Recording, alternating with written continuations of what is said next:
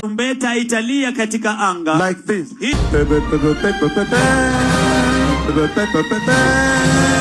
That is how the trumpet will sound. Konene. So death ya Ng'eno inaendelea cause controversy, and vile na cause controversy ni inasemekana he was betrayed by his own. With that kuna wase of course wana blame the president, kuna wase wana blame Murkomen, alafu by jana kuna chikitio, kuna wase wana blame Sudi, wana blame Farouk Kibet, na pia wana blame Cherargei. Alafu ikaba kimini remind like back in the days kuna time ngine ile Sifuna made some very interesting remarks about Cherargei, and these remarks all of a sudden got a life yesterday. Hizo zilikuwa remarks gani? Mimi nataka niseme, nilisikia MC mmoja hapa akisema ati ametuona tumeingia pamoja na kina Cheruiyot, ati tuko pamoja. Hatuko pamoja. Sisi watu ya ODM tuliangalia vitu inafanyika na mandege hii Kenya, tukaambiwa Sifuna, ukiingia ndege hakikisha kuna mtu ya UDA pia ameingia hiyo ndege. Ndio kama kuna hasara, kama kuna hasara itapatikana, ODM ipoteze, UDA ipoteze, tutoke draw. Ndio maana nimekuja na Cheruiyot, hatuko pamoja. Mtu asikudanganye bwana. Oh shit, this is actually funny when you think about it. So unafikiria jo asa ni plani vizuri, unaangalia nani best ya Ruto hapa, Aaron Cheruiyot ni aje, situende pamoja, sisi enda tu ile watu wa ODM waende na ile, sisi watu aziko zibuda jo, sisi wote pamoja. We have to show unity to the to Kenyans. They have to know that it's just politics. Let's go together. So kulikuwa na hiyo, and cause hii story kitu moja ni mi sojua views zangu zinajulikana. Jana ni chiki kuna mse fulani niambia, Buddha, I can see you're speaking for your boss. Yes, there was foul play and you're speaking for your boss. You've been paid to do that. And I'm like, damn, I'm waiting for the day I'll be paid, cause niliambiaga say mimi, if the right price comes, I'm sorry to say, but I'll take the money. Why? Because I've made my views known for so long that when I'm paid, you should know that this guy has been paid. And right now I can comfortably tell you, sijalipwa.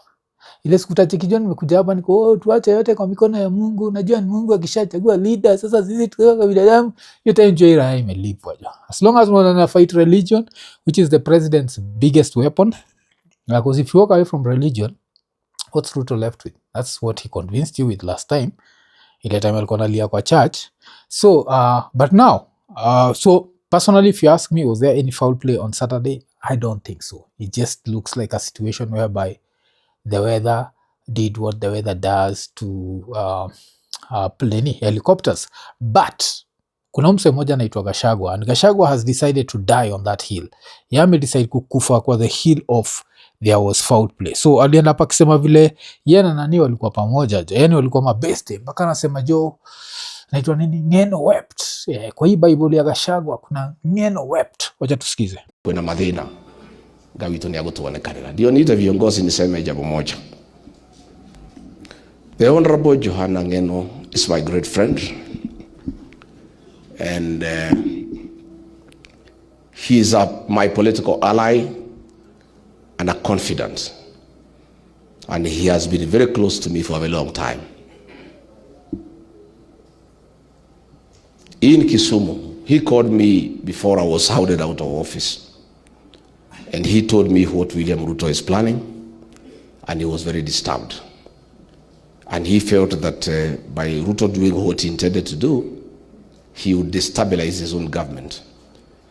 And I was in Kisumu, he came to see me. And once Ruto learned that he was coming to see me in Kisumu, he sent the National Intelligence Service to bag my room.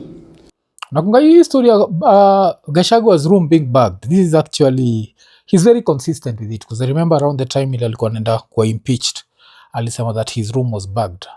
What I didn't know is that his room was bagged because he was talking to Ng'eno. So that was something very interesting to find out. So that he can record the conversation between me and Johana Ng'eno. And we had a big discussion, and he told me what he was going through. and the way he was being persecuted for fighting for the rights of the Kipsigis people. He told me that a plan had been hatched to remove me from office because I was also fighting for the interests of my community the way he was fighting for his community. Damn, man. Unajua kabla Musamaga, like, sometimes Gachagua has such a good opportunity, but then he has to let Ruto win. Damn, he has to let Ruto win. Because this is how Ruto won with that statement. The Kipsigis. From the outside looking in, the Kipsigis are Kalenjins. Najua, hakuna mtu anajua. Mi ukiniuliza what Ruto is, I think maybe is Nandi. But am I sure? No. What was Moi? Maybe Tugen? Am I sure? No. But one thing I'm sure is they are Kalenjin. So when you tell me that Ruto was not looking out for the Kipsigis, I'm like, Ruto was not looking out for the Kalenjin. He was looking out for Kenya. That's how it comes up. Alafu, the former deputy president is like, the way I was fighting for my community. So say, yo ushindaga tu akipatia Ruto wins. And kuna sota jama, kuna wins anapatiwa. The only wins apart ni kwa the people who've accepted Gachagua 100% and like unajua, and his tribal nature. But for anyone outside there, it's like, this guy, man, there's no time he's going to say like the way I was fighting for Kenya. It's always but tuendele, this is not even about him. This is about Ng'eno. Tuendele. And he told me he was opposed to it, and he felt the president would destabilize his own government, which has happened. And he said he would do whatever he needs to try to persuade him. And immediately the recording was taken to William Ruto. He was summoned, and he was thoroughly intimidated, and he was a very worried man. So when it came to the impeachment process, he came to see me and showed me messages that William Ruto had sent him, threatening him that if he doesn't impeach me, he would face dire consequences. And he was crying. He came at 2 a.m. in the morning. Sikia hiyo kuja saa 8 na alikuwa analia hata bibi yangu akashindwa nani analia saa 8. Kawambia si msichana mwingine sijapatiana mimba. Ni politician hataki kuni impeach. Ng'eno wept. Alikuwa kwa Biblia ya impeachment. Okay. Came 2 p.m. was crime. I understand. Maybe they're that tight that ilibidi umse alie. Because wajani zile that it is what it is, man. But damn, so yeah, this showed that they were tight. I didn't know they were this tight. But tuendele. And I listened to him and I told him, the die is cast. Ruto has the numbers, he has bought everybody. Even if you don't sign that impeachment, it will change nothing. Instead of endangering you and your life and your family, just go ahead and sign. He signed with a lot of tears. Damn, he signed with a lot of tears. And interesting how also, vile nisema Gachagua usemaga vitu zindana anablanda, he also knows how to put the right words. Kama hiyo place ya, there is no way to risk your life and your family. Nacheki hiyo nika kusema that Ruto alimthreaten na death, that if you don't do this, then takudedisha. What's the probability of that? I don't think so.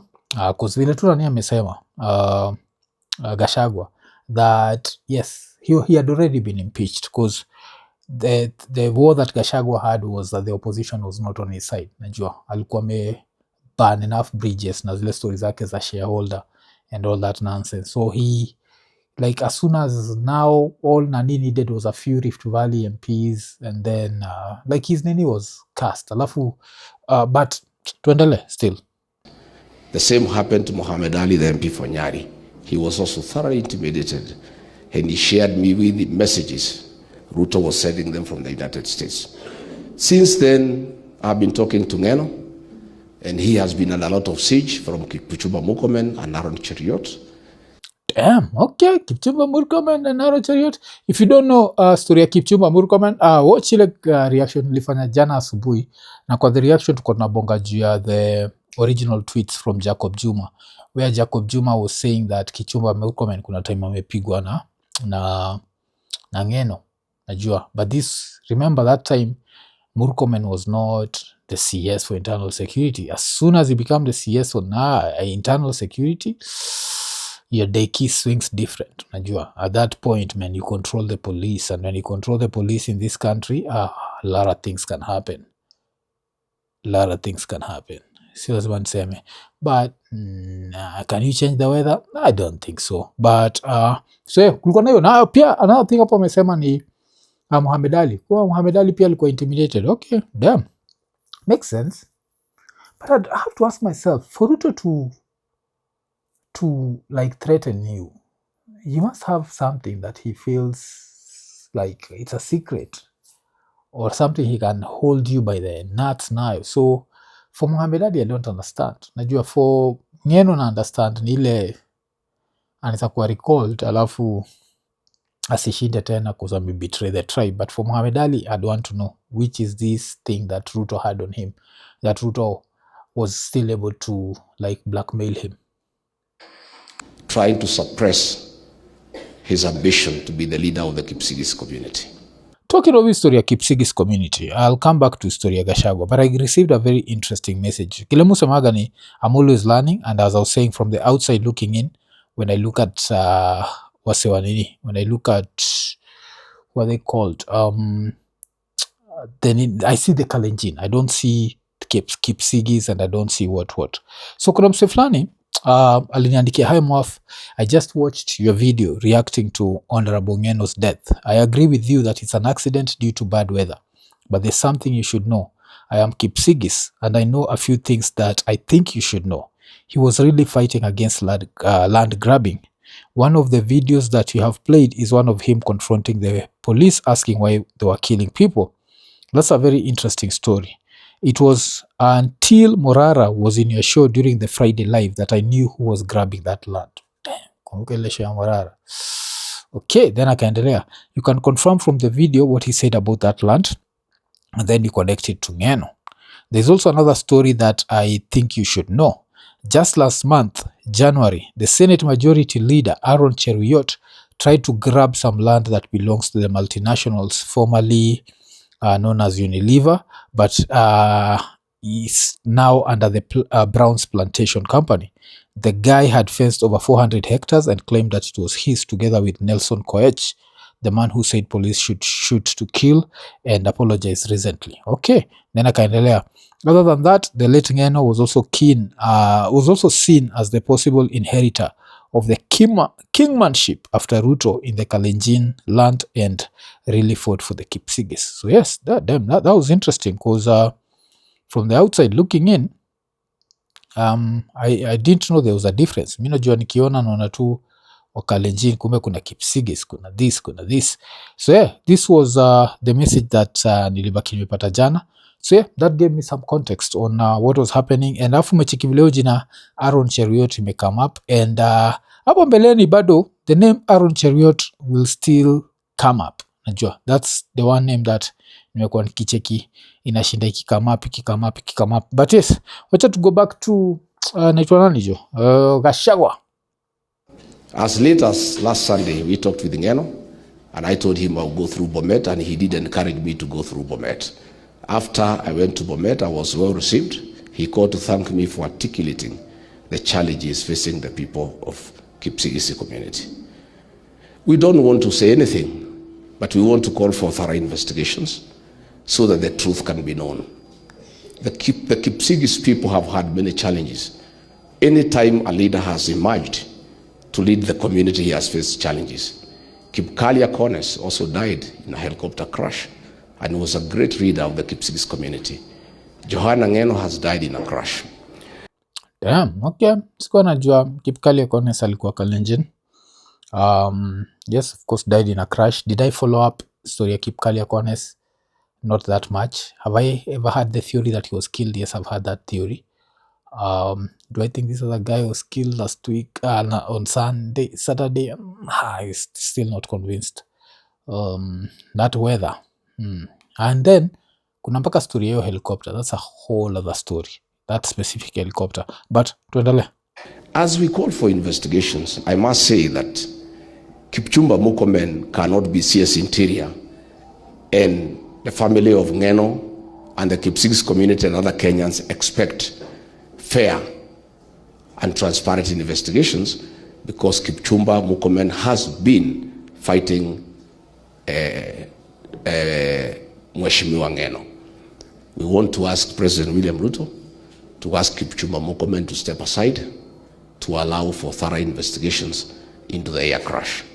Okay, so kuna time Lemush Ndagwa, I hear these statements and I wonder why are they said? Are they said just for public record, or are they said by people who actually believe in whatever they are saying? So one thing that we know is Kipchumba Murkomen is the CS for Interior, and that's not by accident, that's by design. And why is it by design? Is because he might be needed a lot in 2027, that's next year, especially if the election is close. Because if the election is close, Ruto stays. If the election is the margin is too big, that's the only way Ruto atabaki ametoka. So there's that. And then also, so Ruto is supposed to ask Murkomen to resign because of a situation that we can clearly, I'm sorry to say, clearly see was an accident because of weather. But the same Ruto did not ask William DIG Lagat to step aside, while DIG Lagat was in quotes more guilty than Murkomen is in this situation. So why are you asking? Are you asking just for public record? Or are you asking because you actually believe that Murkomen, that Ruto will actually ask Murkomen to step aside? Najua, because unless, as I keep saying, Murkomen can control the weather. I think kuna vile nilipostile video ingine, kuna msee bado put in different words. Kuna wase worked ni kama government critics are supposed to be immortal. Najua. And not just government critics.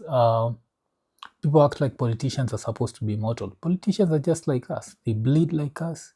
They breed like us. And that means that they die like us. Najua. There's nothing special about them. Yes, do we treat them like gods and demigods? Yes, we do. But at the end of the day, there's nothing special. And that's another thing. There's nothing special about a government critic. A government critic will still have to obey all the laws of nature. And what are the laws of nature? Is that you can die at any moment. Mtu ajuagi, najua every day umemaliza, you're like, we all have those two near-death experiences. Like one of the most interesting stories that I watched and nataka na watch ni niko na watch ile podcast ya Otwe every other time with Eric akiwa na Kwambox. Ile Kwambox akipatia na story ya vile alikuwa kwa ndege ile Otwe was the pilot and one of the engines failed. Lama hizo ni vitu zina they had to make an emergency landing and Kwambox was describing how shook she was. And I think Otwe went ahead to say that really happens. Like kuna pilots wame fly for very long and they've never gone through that experience.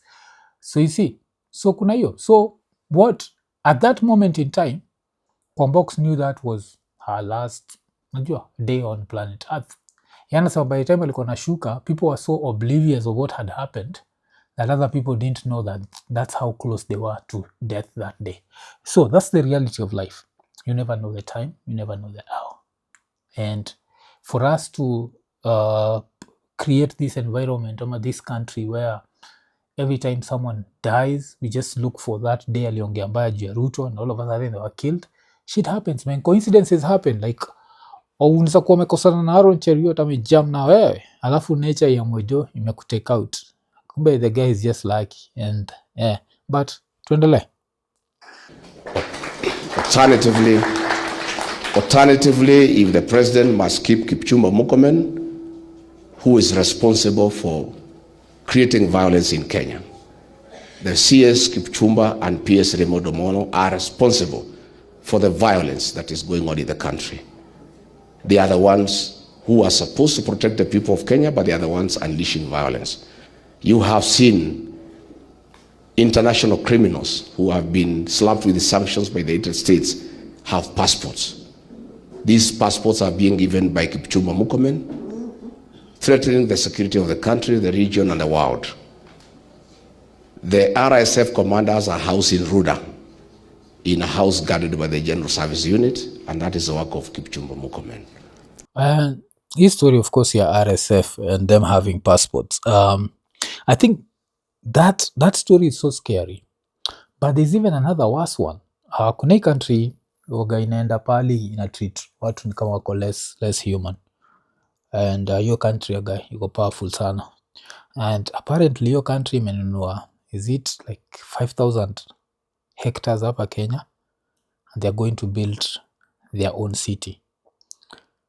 Asi wanakuaga racistas, like racist, that wasekaki na Ruto ni bamba, just because you making money from something, you can't even take your time to learn, like these are the last people that you need around you.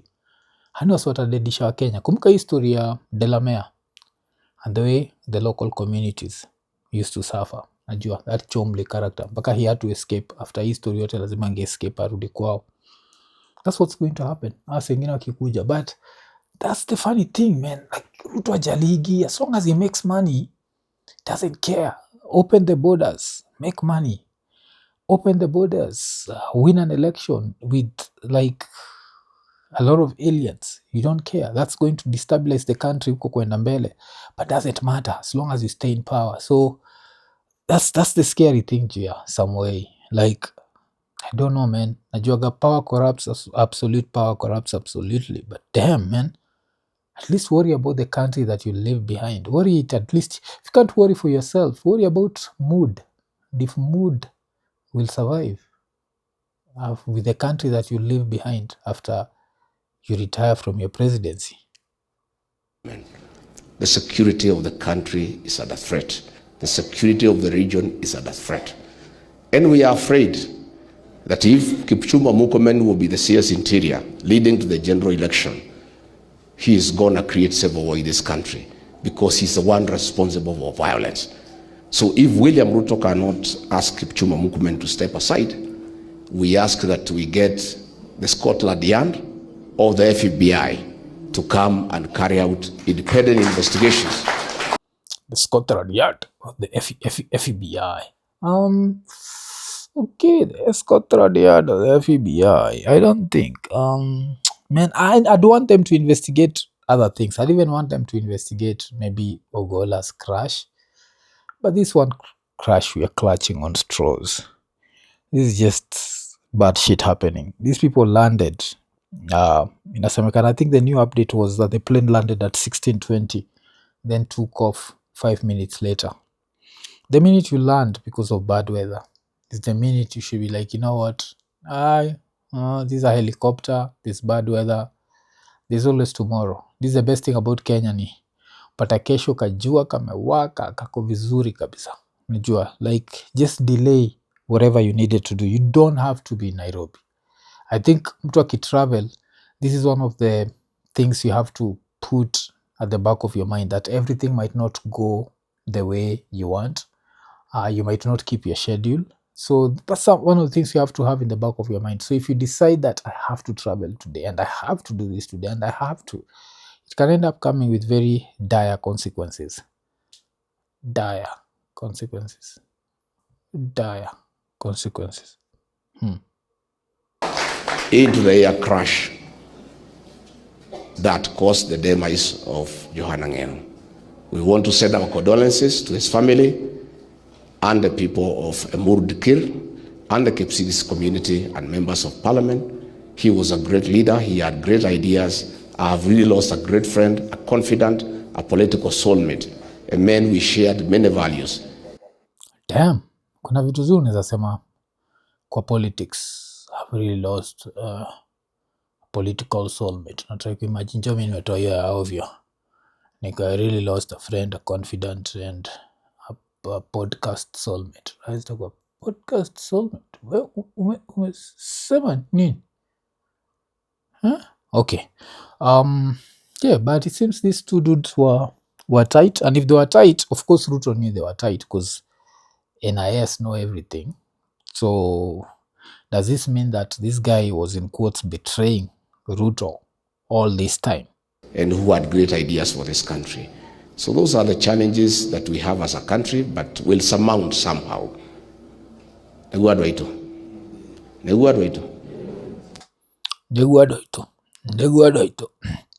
hivyo watu wetu. Konene, najua mwaka ni mpya lakini injili ni ile ile Lemfi. So kama uko US, uko UK, uko Canada ama uko the UAE na unatry kutuma do Kenya, baki umechangamka, ingia Lemfi, utabaki umepata the most competitive rates. Lakini apart from that, on your first transaction ya $100 or more, utapata $20 sign up reward. So unangoja nini? Baki umechangamka, chap chap, ingia Lemfi. Lemfi, international payments for everyone.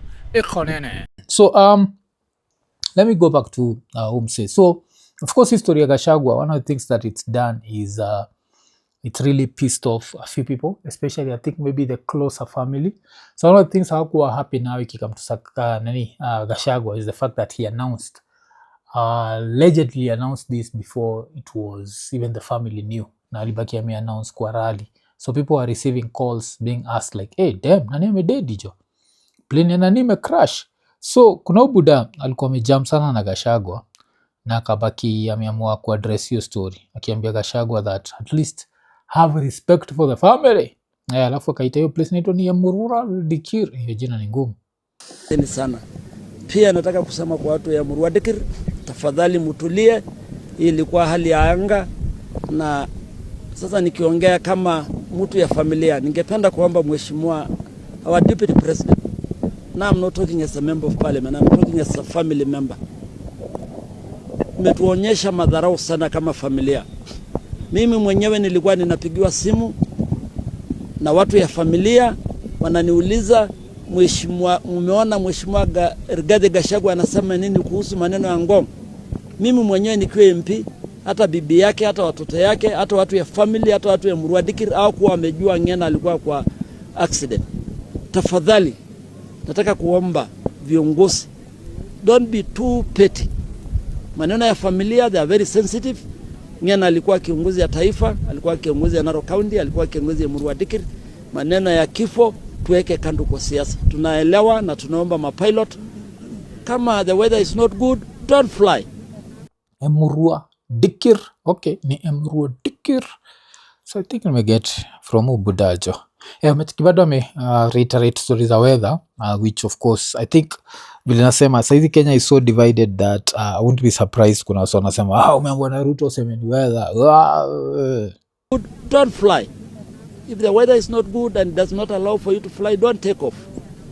Na kwa niaba ya family ya Ngong nasema asanteni sana kwa ile upendo umetuonyesha kama watu ya Uasin Gishu. Asante. Okay, so hiyo ilikuwa hiyo nini, like us only take whatever Nani did to be disrespectful, because of course he announced it, and he didn't just announce it, he announced it at a rally where there was a lot of people. And as I keep saying, pia the worst thing about politics is everything inakuwa an opportunity for votes and an opportunity to score political points. And I'd say that right now iki for ya Ubuda, considering the few of the things we know, like kama uliwachile the reaction video, I'd played the clips where he was alikuwa na bonga janani, alikuwa na enjoy Ruto na cheki. So hizo stories za Ruto, cause yeye na Ruto they had like a very interesting history, cause I remember even there's another tweet I didn't talk about, and on the tweet I think what he talked about was the fact that Ruto alikuwa like the leader of a place where watu walichomwa kwa church. He'd written something like that, najua. And yes, so for him to have come to that and then wind up wakisikizana na Ruto, it's very interesting, najua. They had that funny history of theirs, and then uone baadaye ukisikia things like what, like okay, bado alikuwa na meet na Gachagua, and if they're meeting with Gachagua, of course Ruto has NIS, and NIS have to brief him about Gachagua. Why? Because for Ruto, Gachagua is a threat to national security, you understand? Like, so he has to be briefed about that, like what is he doing, what is he planning. Of course pia Ruto lazima kuwe na moles wake ndani ya like the whole camp. Nanga majuzi wa Mushomba akitoka wasema like she was the mole. I think if she was a mole, there still other moles there. But as people try to score political points with this, I also saw another one, Onyonka, and I was there like, I don't know, maybe the choice of words is what you're using wrongly, but I can't buy this. Wacha tusikie. Na hii Kenya lazima tutaibadilisha, tuache zile tabia zetu mbaya Zile tabia mbaya ndizo Ruto amebeba: wizi, kuua watu, kuchukua mashamba ya watu. I believe, even though I don't have the evidence, Ng'eno has been killed because he refused to sign the land which has got rare minerals kule Kilgoris. Okay, to sign. He was an MP. Which land is he signing? He's not a governor. Maybe tunasema ile time ya Wamatangi, tukisikia Wamatangi alikuwa targeted for refuse to sign land flani for whatever. It makes sense, but this guy was an MP. What sort of land was he supposed to sign over? That makes no sense to me. Najua, it's just one of those things. But vile nilisema, Farouk pia ameingizwa kwa hii story. Sudi ameingizwa, kina Aaron Cheruiyot wameingizwa kwa hii story, Cheragei wameingizwa kwa hii story. So ilikuwaje, kuna buda fulani alitokea and he was super emotional and according to yeye nasema nani alidedishwa? Ng'eno. Naomboleza kwa ndugu yangu Johana Ng'eno.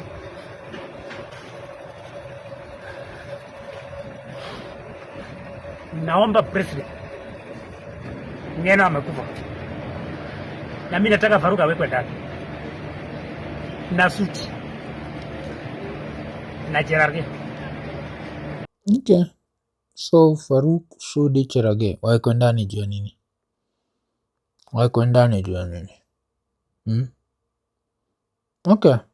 But nasema, it's just right now I think it's more about just scoring political points. And I think at some point it's normally disrespectful to the family when you start like, yeah, these people didn't like this guy, but he passed away. That happens, man. Like, there's no guarantee. Just because you criticize the government does not mean that you'll live forever. At some point utaenda, and that's just how life works, nature. Kuna kitu kingine nitazungumza. Lakini so ndugu zangu wote tunaomboleza sasa hivi. Niko on the way, nataka niangalie scene mahali ndege aliangukia. Sasa hivi tuko na shida mara mbili. Kipkale Pones na Lona alinyolewa kaenda bure, lakini leo hii haitaenda. So watu wangu wakina Rigiji, wakina Matiangi, wakina Sifuna, wakina Kalonzo, tufuatilie kifo ya Ng'eno mpaka tujue ni nini. Kwani tunasikia kwamba ndege ilipatilishwa ndege wakati alienda Masai Mara, wale watu walipepwa na maji. Tunasikia kuna crossing helicopters, na mimi nataka hiyo report. Bwana DCI director, Bwana Mohamed, hiyo ni habari sisi tunataka tukiwa viongozi. Sababu Oh damn, okay. Helicopters ilikuwa switched. How plausible is that? Because talking of the helicopter, because hiyo ndio story nataka nimalizie nayo. Hii helicopter kuna msee alikuwa amepost juu yake, and apparently hii helicopter ilikuwa inafaa kudedisha Mbadi. Okay, maybe nimeiput the wrong way, but this helicopter had an experience where Mbadi alikuwa ndani and aliend up with a near death experience. Mbadi alitoka hapo kama ametetemeka, ametetni mbaya. So kuna msanii anaitwa Osborne Yogo George alikuwa ameandika, have a story about this chopper. If not for God, then akaweka digital alama za dukuduku.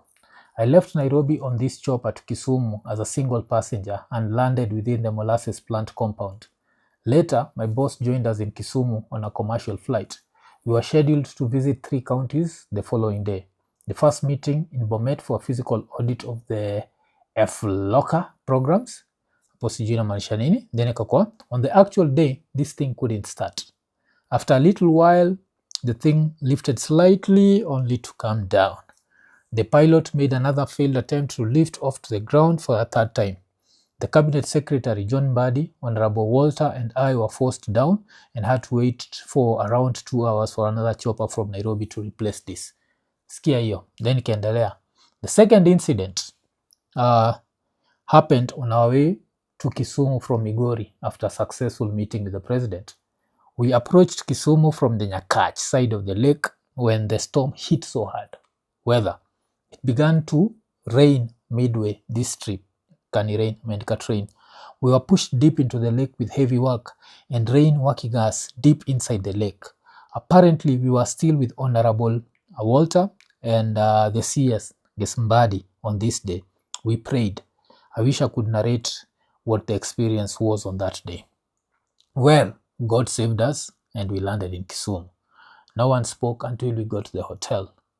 This was the last day I hired this chopper and I vowed never to again. So seeing that it went down yesterday, killing people, among whom was an MP, hurts me. This thing ought to have been off the air. Then when we wake up on 5YDSB.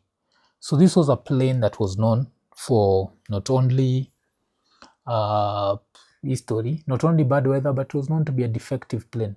And this is the Kenyan way. We love money, and since tunapenda pesa, we will risk human lives for it.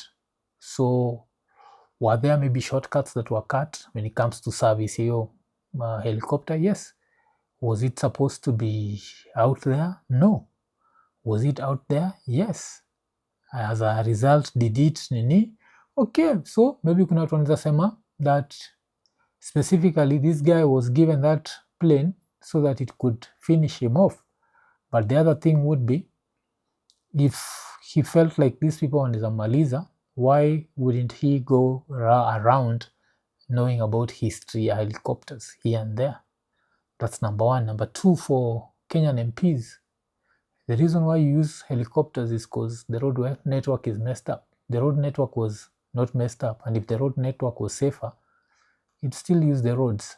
Checky. So that's my 2 cents about it. I think to try come up with this grand scheme where these guys could control the weather, I don't know, man. I don't think so. Najua, some way might have powers, but the powers to control the weather and make sure Burkomen can have powers, but the powers to control the weather, I don't think so. It was just a bad helicopter, and ish happens. Should the FBI and Scotland Yard be involved? Not really. If they were to be involved, naweza taka wako involved in investigating Msando. Paka leo tujuage Msando. What killed Msando? You know what's interesting about Msando? No one used to die during Uhuru's time, si ndio? Kila mtu alianza kudeti time ya Ruto. Uhuru's time was so perfect. Damn. Msando alijidedisha akajikata kidole aka... Okay. Iko nene.